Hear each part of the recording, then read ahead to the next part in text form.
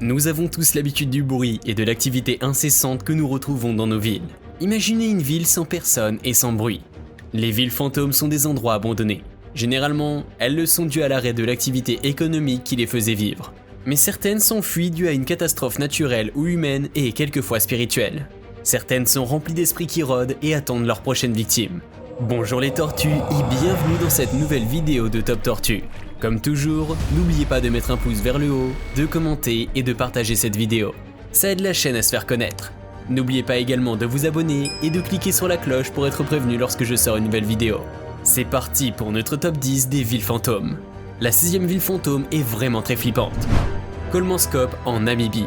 Kolmanskop est une ville perdue au milieu du désert de Namib en Namibie. C'est un pays situé au-dessus de l'Afrique du Sud, à côté de l'océan Atlantique.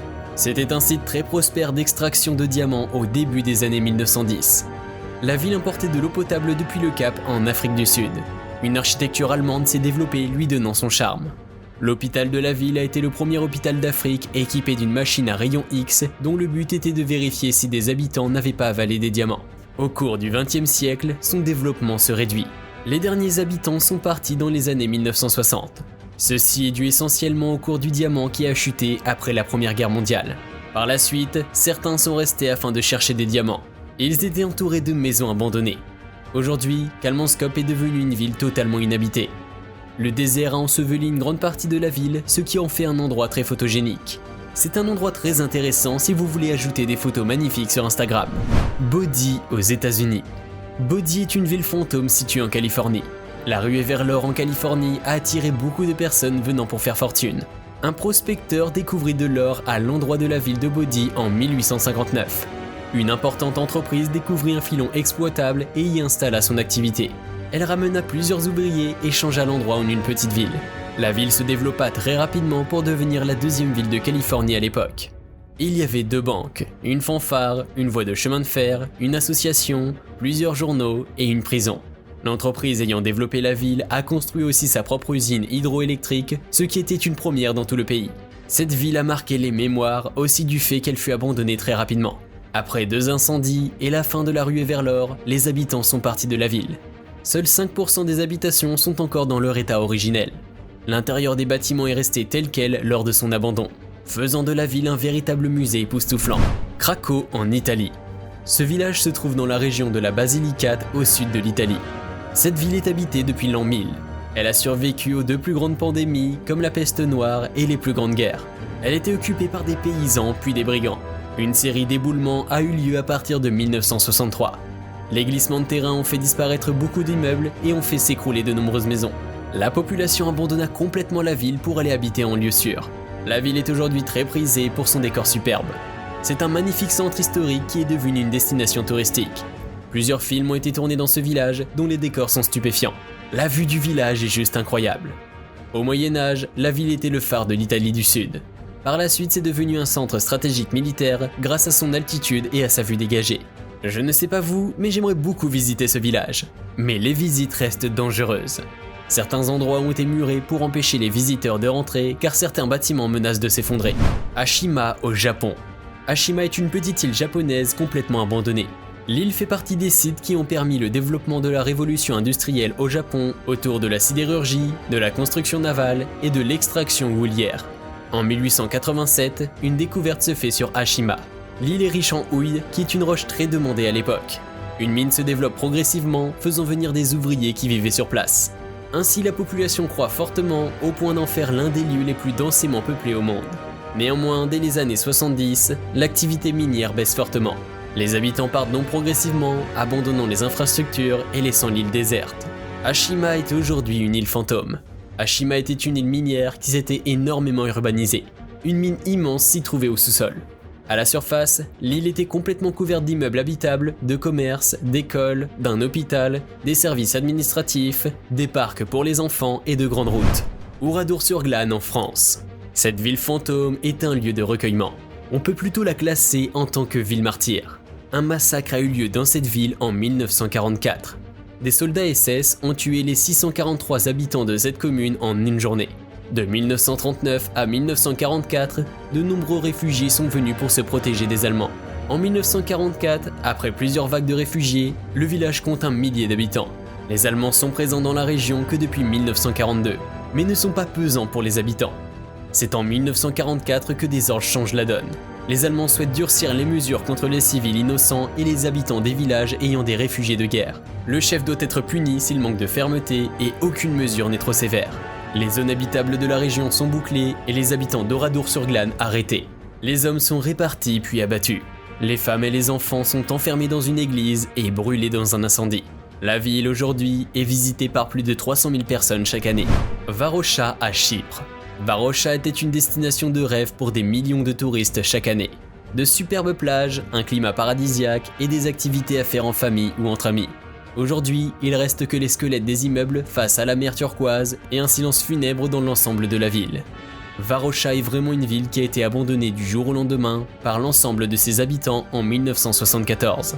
Elle comptait 40 000 habitants avant l'invasion de l'armée turque en 1974. L'armée turque a envahi Varosha et a ordonné à ses habitants de quitter l'ensemble de leurs biens et partir de la ville suite au coup d'état pro-grec de l'été 1974.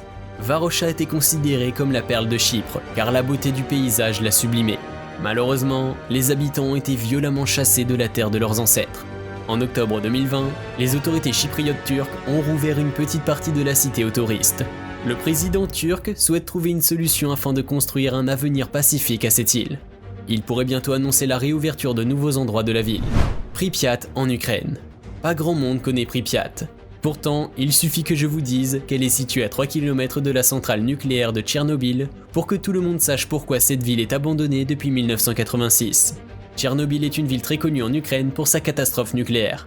Pripyat abritait 50 000 habitants plus jeunes dans l'ensemble. Le lendemain de l'explosion du réacteur de la centrale, le 26 avril 1986, l'ensemble des habitants fut évacué. En théorie, Tchernobyl sera encore sous radiation pour 48 000 ans.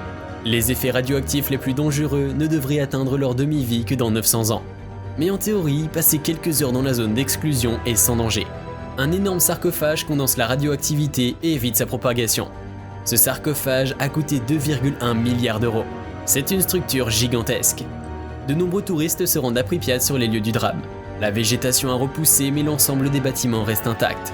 Perso, je n'irai pas m'aventurer dans un endroit pareil par peur d'avoir un troisième œil qui apparaît à la place de mon nombril. Mais si c'est vraiment sans danger, je le ferai peut-être. Pyramiden en Norvège.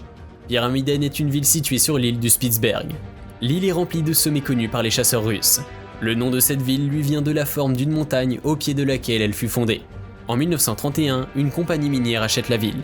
La communauté qui s'installe était gérée par l'entreprise jusqu'en 1998. Ce fut la date d'arrêt de l'exploitation minière. La ville a été abandonnée et fait désormais partie de la liste des villes fantômes. Vous pouvez venir visiter cette ville ainsi que les paysages sublimes qui l'entourent. Un livre a été rédigé sur cette ville fantôme par un auteur norvégien dans lequel il dépeint la ville et son histoire.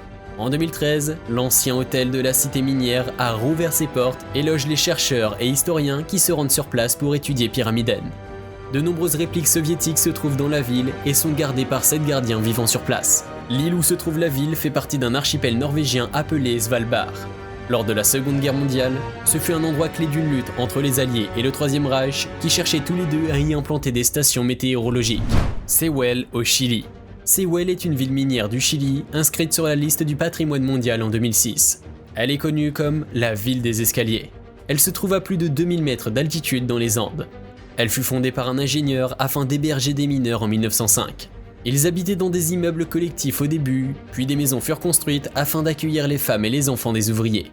Des aires de jeux, cinéma, restaurants, boutiques et des routes suivirent afin que les habitants y restent plus longtemps. Le nom de la ville reprend le nom du financier britannique Barton Sewell qui avait fondé une importante entreprise de cuivre. Sewell connut son âge d'or au début du XXe siècle lorsqu'une énorme réserve de cuivre fut découverte. Le gouvernement chilien autorisa l'exploitation et Sewell est devenue la plus grande mine souterraine de cuivre au monde. Désormais inhabitée car l'exploitation fut arrêtée, la ville est maintenant un lieu convoité par les touristes et les historiens. La ville comptait 15 000 habitants. Skrunda en Lettonie. En 1960, les soviétiques développaient un grand nombre de bases radars géants. Ils ont construit Skrunda afin d'y installer une base militaire. Skrunda est aujourd'hui complètement déserte car les Russes ont été contraints de quitter le territoire au moment de l'indépendance du pays. La base fut abandonnée en 1998 et les 2 radars soviétiques ont été depuis démantelés. Les radars installés dans la région étaient des radars d'Arial. Ils servaient à l'URSS pour détecter d'éventuelles intrusions de missiles balistiques intercontinentaux.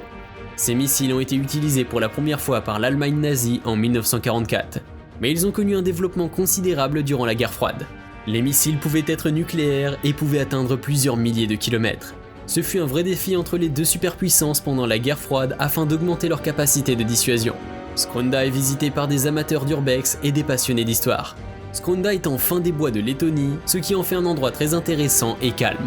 J'espère que cette vidéo vous a plu et que vous avez appris beaucoup de choses intéressantes. Nous sommes à présent à la fin de notre top 10 des villes fantômes. Si vous avez aimé la vidéo, n'hésitez pas à liker et laisser un commentaire. A bientôt.